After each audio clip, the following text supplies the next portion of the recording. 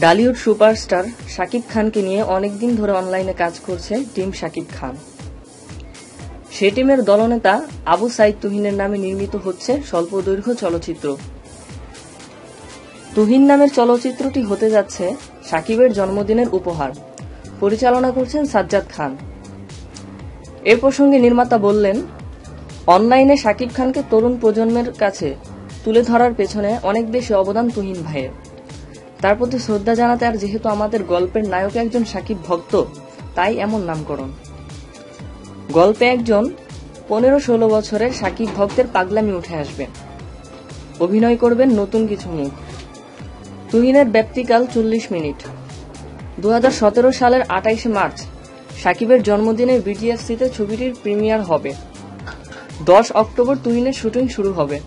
ছবিটির নির্বাহী প্রযোজক হিসেবে আছেন কবির হোসেন সাদ্দাম এবং প্রযোজনা করছে মাইক্রোফিল্মস।